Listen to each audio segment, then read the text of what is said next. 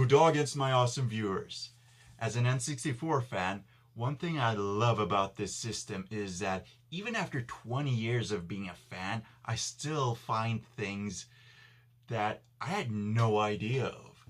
And today I'm going to show you something that I believe that is a first for YouTube. You see, while browsing Tradera last week, I saw something I knew very little about, but immediately recognized as rare and unusual.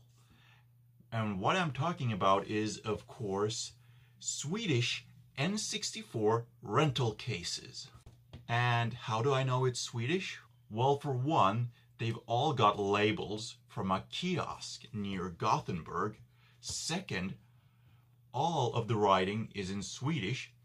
But here's what led me to think that this is really unique and unusual. You see this? That's right, the little SF logo. SF is short for Svensk Filmindustri, and they're basically a really large movie corporation. To cut things short, if you've heard of a movie made in Sweden, there's a considerable likelihood that SF were involved.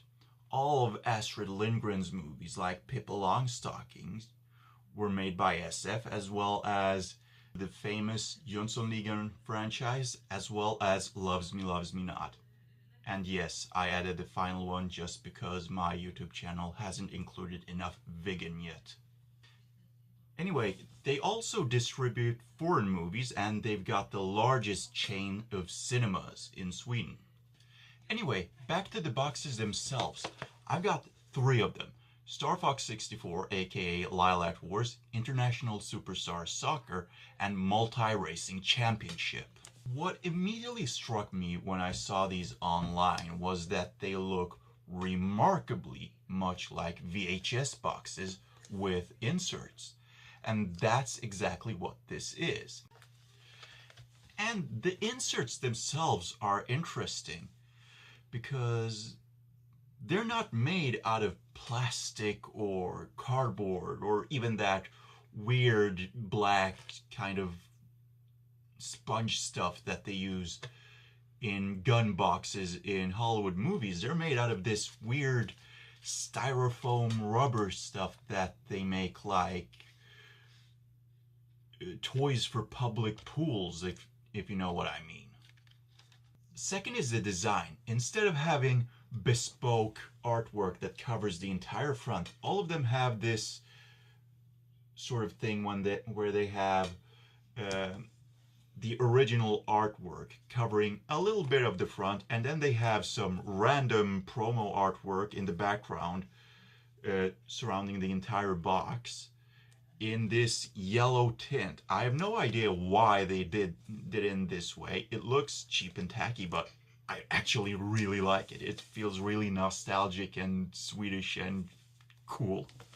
Another noteworthy thing is that SF apparently didn't trust consumers to return instruction manuals. So instead, they printed them on the inside of the box.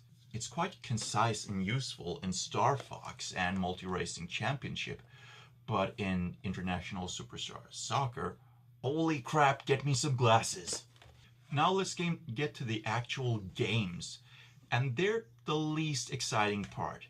They're completely stock, no custom labels except for this little hologram thingy that states that this is in fact a rental game, and that someone's taken a soldering iron and soldered the name of the rental shop into the cartridge itself. And as much as I would have liked to hear a 64-bit rendition of the SF melody running when you boot the game up, the software is 100% stock. Now, I've tried to do some research on these online, and there isn't really that much to go on. At first, I thought that these only were made like really early on in the N64's lifespan for a really short amount of time, and that's just based on the selection of games that I could see. It was like the 3 games I got, and Wayne Gretzky Hockey, Mission Impossible, and Turok, and that was basically it. And all of them had this sort of formulaic art style.